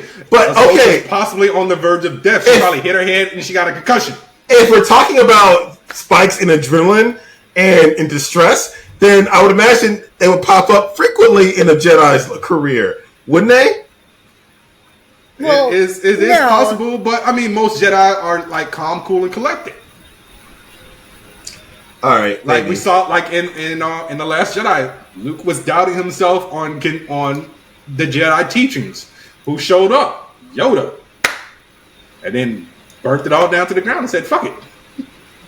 Okay, well, there's other issues I have with this. And we saw that Obi-Wan Kenobi, he finally came to peace with his failures as a teacher to Anakin, and who did he see at the end of it? Walking through the goddamn desert. Because don't forget, at the end of Revenge of the Sith, Yoda told Anakin, he told Obi-Wan that he needs to continue his teachings, and Qui-Gon was going to be there to teach him. But he cut himself off for the Force for 10 years. Yes, I got that part. So, what did Qui-Gon say? Let's continue your teaching, and just walked off into the damn sand. So obviously something. Ahsoka is possibly doubting herself at this point, and her teacher, who yes, she walked away from him, and yes, she kicked his ass in Rebels, but that was still she scored a hit. She didn't kick his ass. But I don't know. I didn't watch Rebels, but she's obviously at a point where she needs him, because she was even asking Master, "What do I do in this episode?" So right. She obviously needs Anakin, and he answered the call because now he's at one with the Force. I don't know. Do you notice any inconsistencies so far? Because I can keep going on. There's a couple other ones I want to pull up. Well, the problem is there aren't any set rules. Inconsistencies. Thank you. Yeah, there aren't any set rules, so we can just kind of go with it. Maybe the Force ghosts surely can just appear when they want to. Maybe. Which would solve all the problems. Perfect example. Here's another one. Why didn't the ghost of Qui-Gon Jinn show up when Anakin killed all them damn Tusken Raiders? You heard him say no, Anakin, no, but only from the perspective of Yoda. Because Yoda felt Anakin's rage. Yeah, that would have been a good time for one of them ghosts to come up and say, "Hey, listen, that's not what you want to do. It's you're gonna regret it later." I feel like a few Force ghosts would have probably deterred Anakin from his. What's funny is but no, they didn't show up. This is Legends, but honestly, what's funny is honestly, I don't think anybody but Qui-Gon would have showed up, because Qui-Gon was the only one who wanted to teach him. Because remember, they were like, "He's too old. No, send him back home." No, Qui-Gon said, "No, fuck you guys. I'm gonna turn up regardless." Mm-hmm. Well, yeah. Well, again, referencing Legends, you think Mace Windu would have shown up and said, "Well, no, Mace wasn't dead yet."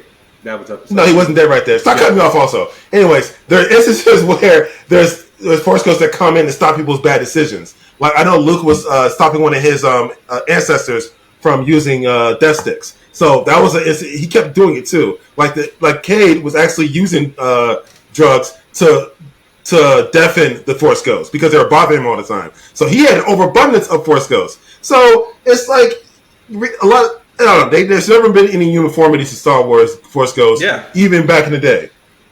Yeah, nothing has been connected. As much as George Lucas tried to, kind of rectify everything by remastering the original trilogy by, putting Ian McDread in there instead of that lady with the weird frog mask as the Emperor. and replacing the original actor of Anakin, who I can't remember. I want to say Richard Prowse. No, was it? No. He was Darth Vader because of his height. Yeah. I can't remember who did Anakin, but yeah, replacing him with Hayden Christensen. It's just like if you would have kept this and not sold it for what did he sell it for, $4 billion or something like that? It was a lot. We might have had some cohesion.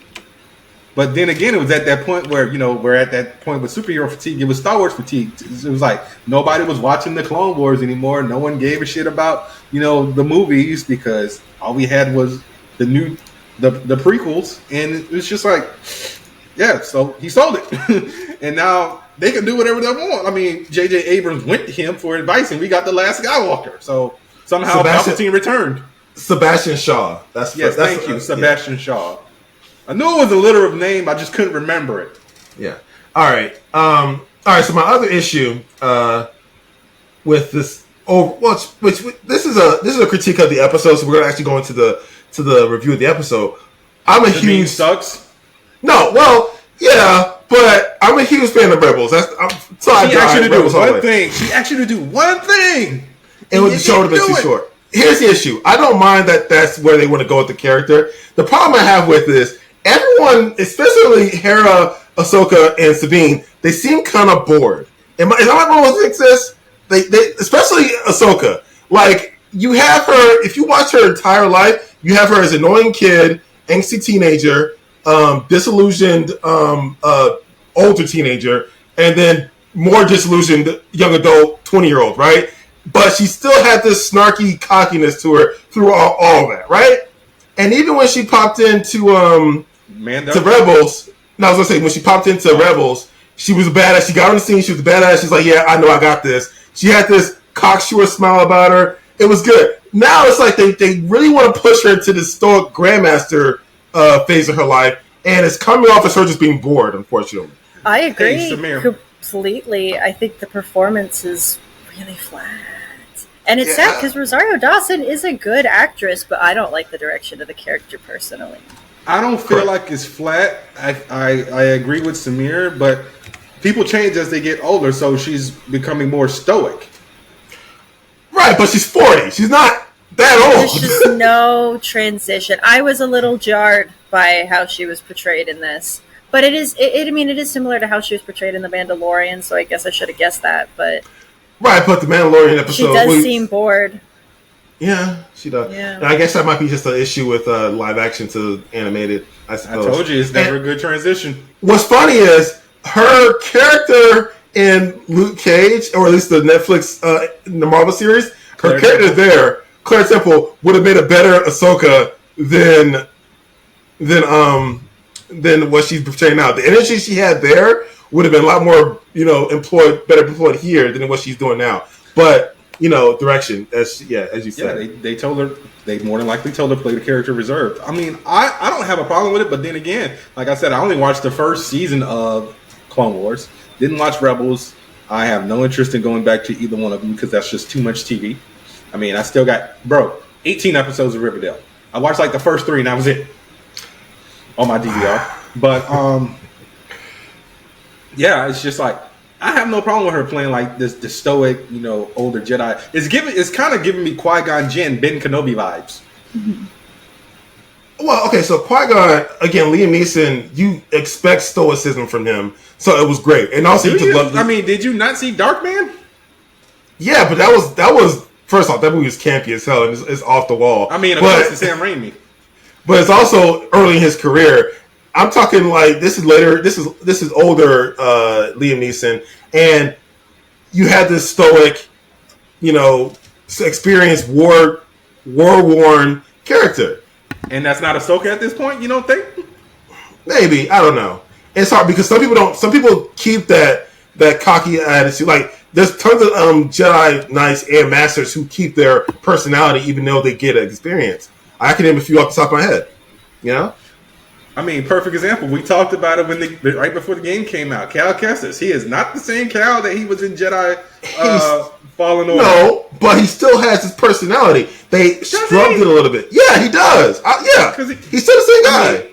I mean, I got to go back to the game. I haven't played this since that whole incident. SD, never hire Stanley Steamer. Somebody actually. I will never do it. Yeah, they had somebody. No, literally, they had somebody come into my do the vent cleaning. Somebody stole my copy of Jedi Survivor out of my PS5. Gross. Okay, that's horrible. Yeah, it's terrible. Yeah. Fuck Stanley. All right, another issue I have. Hera Syndulla. I love Mary Elizabeth Winstead. She seems a little bored, and I don't know maybe this is indicative of her character being a person who led children into war, that she's going to take her less than 10-year-old son. Yeah, I saw that. I'm like, really? So you're so like, many memes about Jason, that one. let's go help Auntie Hera. So, my one thought is that she didn't, because she is in a position of power, she didn't want anybody to be able to use her son against her, to be like, okay, come home now. But, questionable parent choice there, I agree. Yeah. Yeah, I mean, that's just like, if, I can't think of any comic book heroes who actually went to war who had kids. Besides Batman? Well, no, I mean actual war, dude. Not a war on crime. I mean, she was going into battle. I was thinking Steve Rogers, but Bucky was like 18. Have no kids. No, but Steve didn't bring Bucky in. Bucky kept sneaking onto the military base, and that motherfucker had issues, bro. He was killing people at 16. Like, that's why you should really read some Captain America books. He was literally, he was literally the stealth guy, just going behind Nazis and slitting their throats. No, I get it. Yeah, I just know. All right. Anyways, moving on. Okay, so let's get to Natasha Berdizio, her Sabine Wren.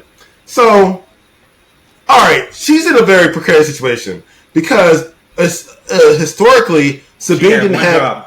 She had one fucking job. Besides her recent decisions, I'm talking about her career as a character. So she was previously trained by Kanan Jarrus in Rebels to use the Darksaber. Right? He died. Well, eventually, yes. But what I'm saying is she has Force training from him, and they said that Ahsoka trained her as well. This happened off screen, and it wasn't in Rebels, right? So when did it happen? We're just supposed to, it happened. So that's just, okay. So, like I said, I didn't watch Rebels, so did she have Force training, or did she have lightsaber training? Lightsaber training, technically. Okay, so she didn't have Force training. So no, I mean, maybe we'll get like some type of weird interlude, like Rebels one-shot movie or something that shows the fallout between the end of Rebels and sometime before. That'd be over congested. Here's another issue I have. So in Star Wars, everything is over congested. They don't know what period they want to go into. We're at the High Republic. We're at the Old Republic. We're at the New Republic. We're at the fall of the Empire. Where are we now? Well, anyways, this is my issue. Flip-flopping between spaces. Right, but this is my issue with Member Berry. So you remember her comment about, "Hey, the sun bar is down. How do I know? How can I fight like this?" She hung out with Kanan after he lost his eyesight, and he was fighting just fine because of the Force. You understand the concept, right? But she knows the concept of fighting with your senses cut off. Why is she asking these questions?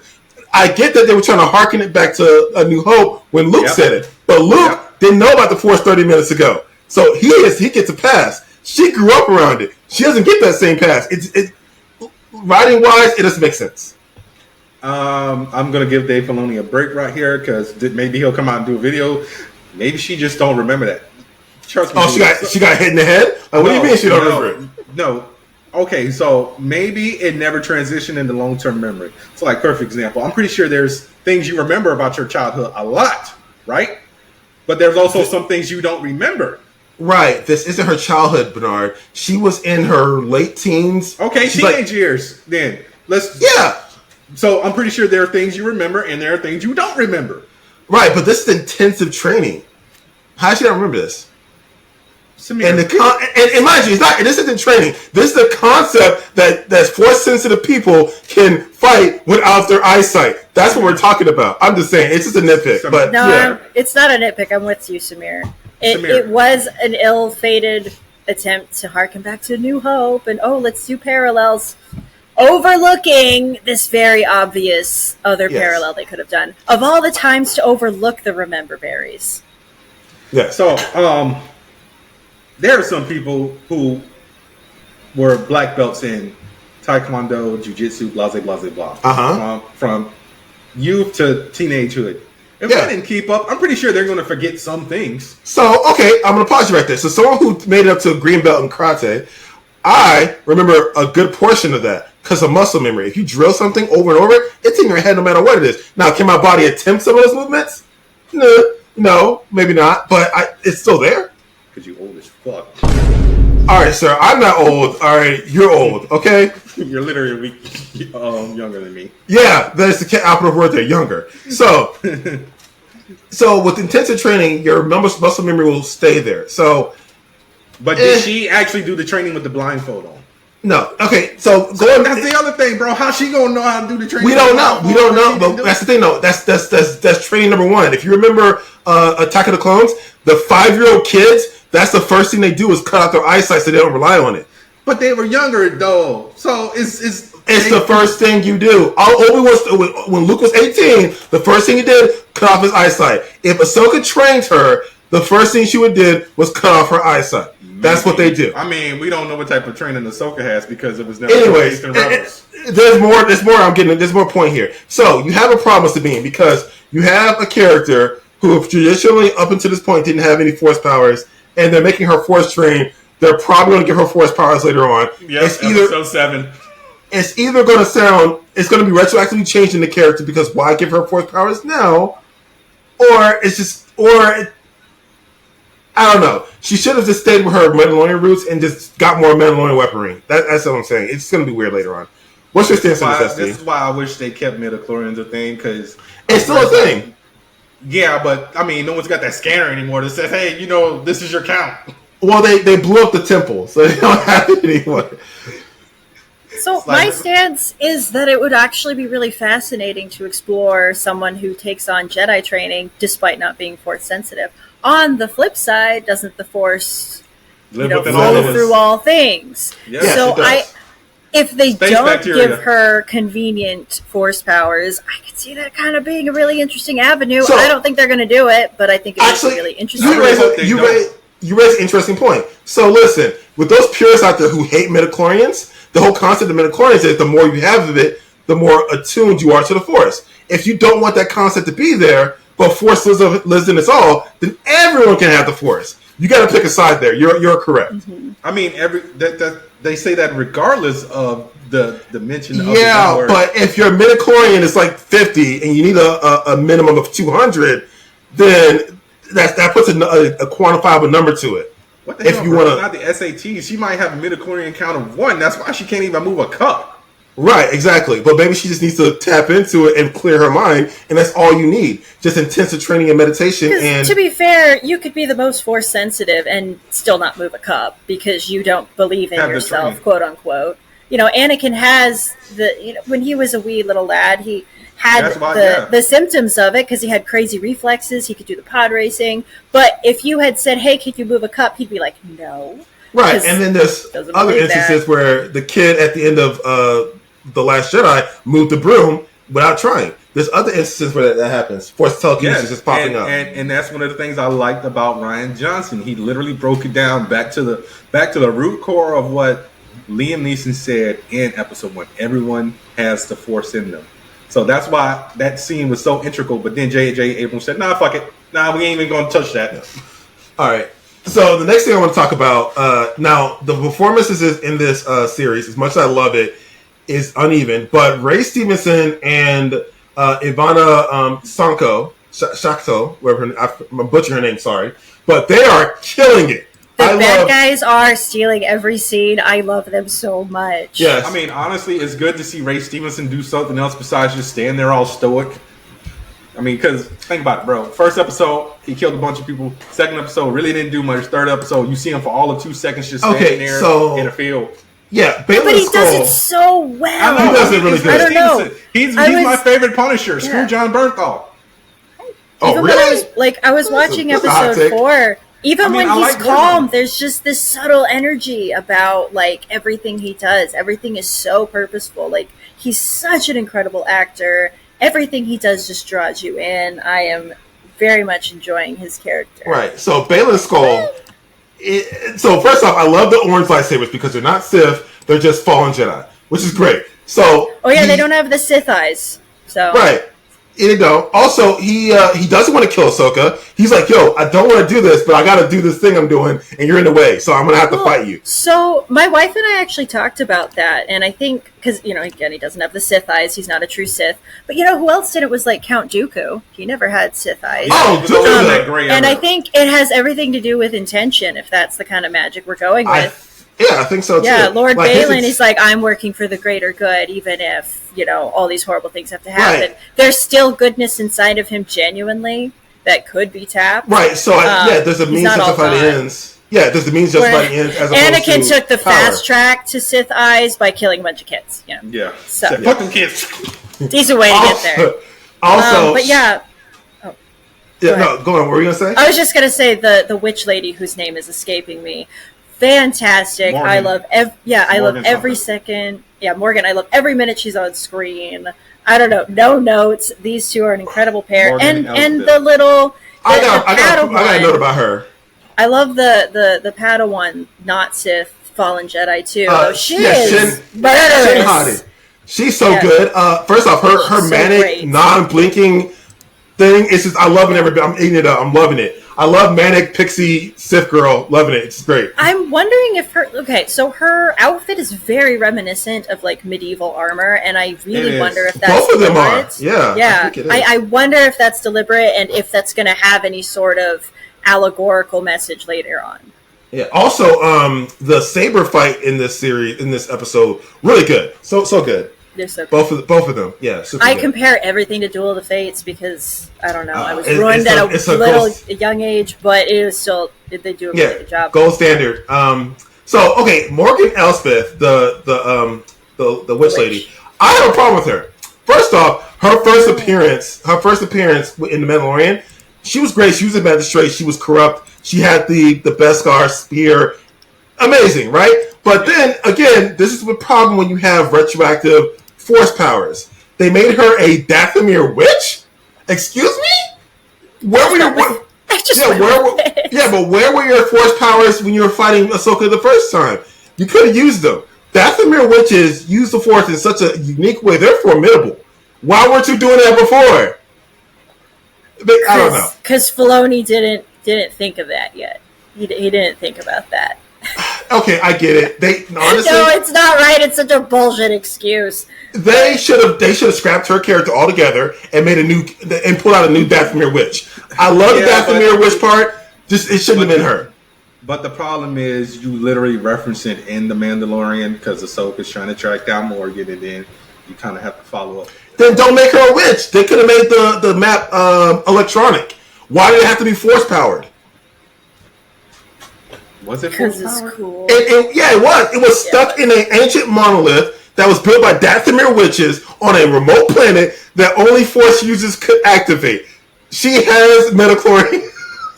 And it's in everybody. Right, but it's like she's a Dathomir witch now, and like her tattoo is more pronounced. She's got. Come on, people! I'm like, where was this? I'm like I said. I'm not saying it's right. I'm saying I'm enjoying this retcon. Yes, I fine, sure. You're absolutely right. It doesn't make any sense at all. I'm just here for it. I'm here to have a good time. So, yeah, it's like we can argue, the inconsistencies in lightsabers also, but that would be just nitpicking at this point. Yeah. Why can we? Star Wars nitpick overall. I love Force Speed, but we only saw it once in episode 1, and I think it's too overpowered to use in any movie or TV show. Because a lot of problems we saw with, can't you guys Force run? Why aren't you Force running? Okay, refresh my memory. When did we see Force Speed? Obi-Wan and Qui-Gon. At the very beginning of Phantom Menace, they use Force Speed, and no one ever mentions it ever again, even though it's probably the most useful power of all time. It was so effective. Imagine the Flash, but with lightsabers, because that's what we're getting. But no. Yeah. It's like, hey, they could have ran from them clones. It takes too much out of you. Damn. Possibly, but if a bunch of clones are shooting at you, maybe you want to run real fast so you don't get killed in Order 66. Because you just want to Sonic the Hedgehog out of there. But no. Gotta go fast. And I think, and they never spoke of it again. It's too overpowered. That's just funny to me. Hey, that's why the only Jedi who can do it now is Cal Kestis.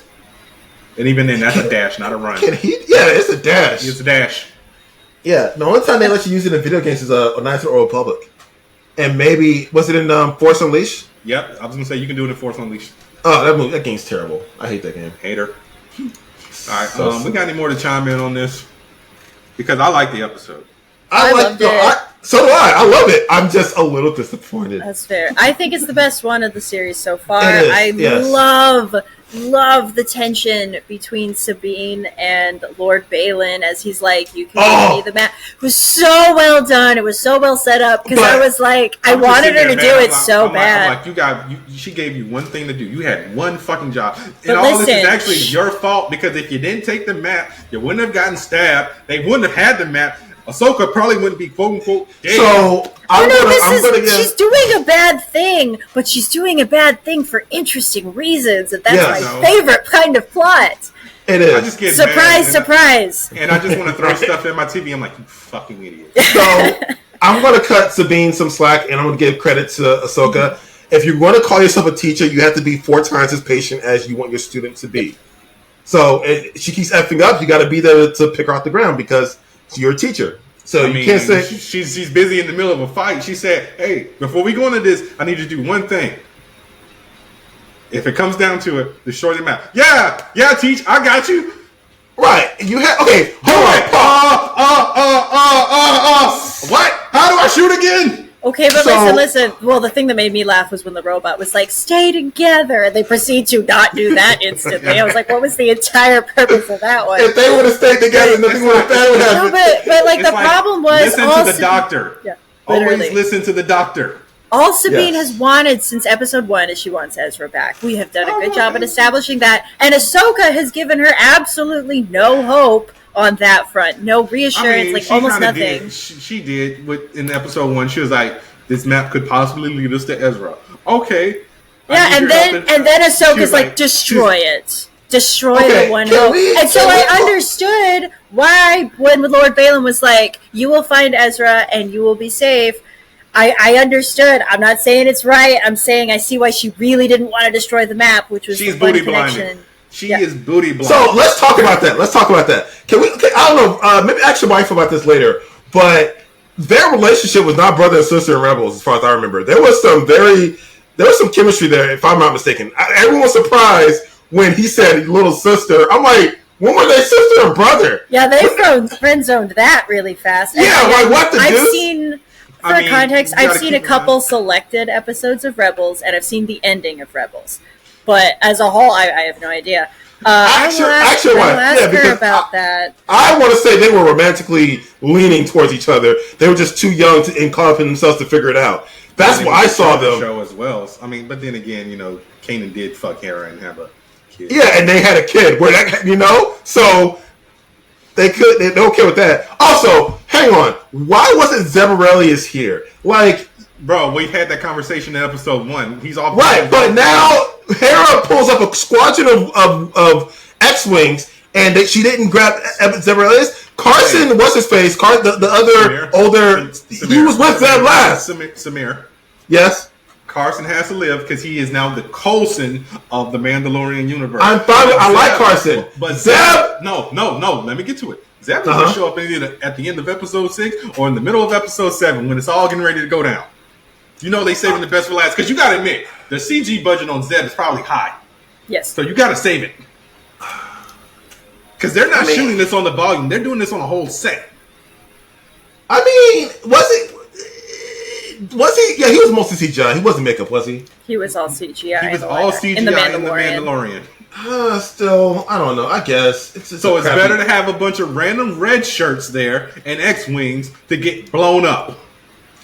Fine, sure, if that's what you want to go with. I'm just going with the thing that makes the most sense. Money, Samir. Money. I guess. Because I'm pretty sure that episode with Zeb and the Mandalorian might have been one of the most expensive ones for him. He didn't even move. He was leaning on the bar. Exactly. He was there for all of 10 seconds. He turned his head once, and that was it. And the CGI was good enough that I had to stare for just a second. I wondered. Just to make sure he didn't flicker. Yeah, Like, they did a really good job. Yeah. The episode was probably $10 million. Probably. All right, so does anyone have any more to chime in on this episode? Because I can go all night on Star Wars. I know, and once again, I keep telling you, turn your brain off. It's like, bro, you did this with Doctor Who. It's like, stop overthinking it. If there's any series that I should have to turn my brain off on, is Doctor Who. All right, that's a thinking man show. It is a thinking man show, but you're overthinking it. I'm not. Star Wars has never been a thinking show, and he is literally thinking it. Oh, I understand. Turn his brain off. That's me with every book. I can't turn off my brain with books, but I'm just here to have a good time with Ahsoka. Yeah, it's like TV show and movie. Turn your brain off. Like, you went on a whole 30-minute rant on Autobots and why, there's I'm sorry. I will never turn my brain off. No, we're not doing it. We're not doing it. Stop. All right, hang on. I would ask you a question. No, man. We've been talking for almost one 2 question. Hours. It's one question. So, SD, you watched the Transformers movies, right? At least some of them? Yes. Did you watch the most recent one? No. Why did you even ask? I fell off the Transformers train a long time ago, but I have seen the establishing ones. My biggest gripe is that I think they're wasting the Transformers characters, just making them mascots. You have voice actors, you make them characters, but they don't flesh out their personalities. They're just one-liners and just, CGI. And the series is called Transformers, but you get none of them as characters. You get all this build-up for the human characters. You get to see what, daddy issues she has and why he can't pass his chemistry class. But I want to know what they do when they're not shooting, rifles. And what do they do for fun? Who they love? What are their fears? Like, they can make them real characters, but they never do. Dude. And that's the problem with the whole series. And I'm sorry, I'm not going to drop this axe. I'm going to die on this hill. Okay, that's good storytelling. All right, Samir. I keep telling you, dude. Transformers has been like that since day one. If it doesn't take place on Cybertron, or if it's not Beast Wars, the Transformers have no personality. You know where you're gonna see Optimus Prime? In truck form in a goddamn 7-Eleven parking lot.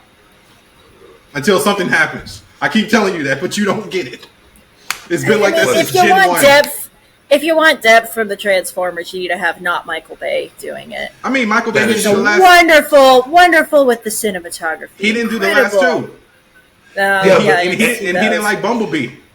Bumblebee had heart and everything, but it was just like it didn't. They made Bumblebee. No, you're right. It had heart. An idiot again. It had a girl processing her father's death. That is great. And then they touched on some of Bumblebee's PTSD, but they made him brain damaged. And so the whole series, he's not brain damaged. He can't ever articulate his trauma, so he's not a real character. He's just a bunch of one-liners and songs. Okay. So yeah, I can go all night about. You knew what it was since 2007, but you're still hoping for change. I think the problem, all my love to hardcore Transformers fans, I don't think most of them are going in for PTSD-ridden Bumblebee. I think they're going in for robot fights. Explosions. Thank you. Because, Samir, you're absolutely right. You got to go to the fan fiction world, and you will find all the Transformers emotional depth that you want.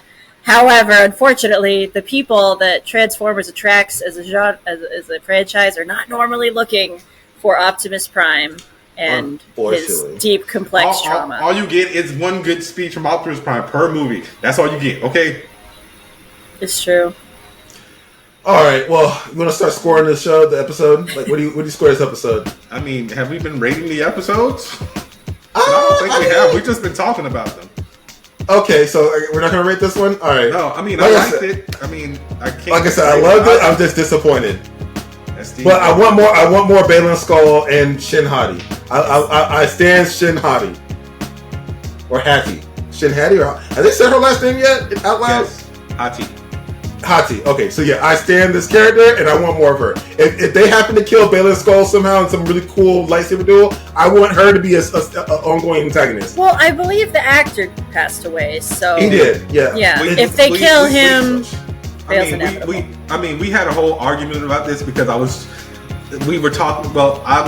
telling Samir in a straight line that this show finished production before he passed, and Samir's like, "What are they gonna do? I mean, the actor died." I'm like, Samir, they finished Ahsoka. I hear you, but what are they gonna do? I mean, is he gonna live? Is he gonna die? How am I supposed to know, Samir? I'm not from the future. I didn't watch all of Ahsoka. Maybe they killed him, maybe not. If not, they'll recast. I don't get it. How are they gonna do? Or kill him off screen and do it dirty. Yeah. I'm sad. I'm sad because the man has died. I'm also sad because he's a very good character. Yeah. Really good character. Yeah, but I think we are going to call it a wrap. SD, thank you once again for joining us. Thank you so much for inviting me. Yeah. I always have a good time. And this is Bernard, a.k.a. the Scarlet Spider.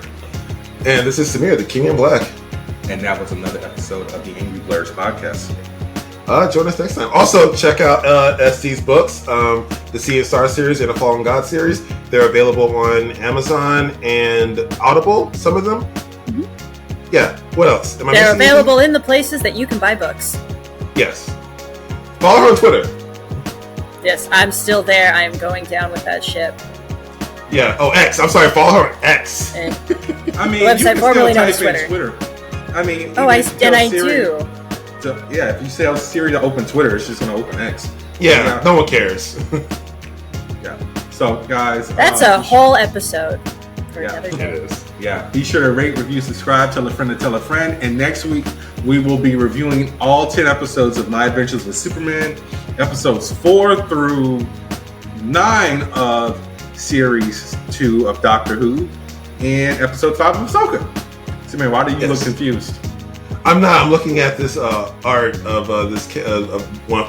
Chainsaw Man. I'm already spaced out. I'm already. Yeah, this is why I always tell you to look at the camera, because you do that all the time. But guys, we'll see you next week. Yeah. Go ahead, okay. Go ahead. No, say what you want to say. I did it better this time because my camera's directly in the center of the screen now. I do talk to you guys, I'm actually looking in the middle of the screen now instead of off to the side like I used to. So that's an improvement. Slight, but yes.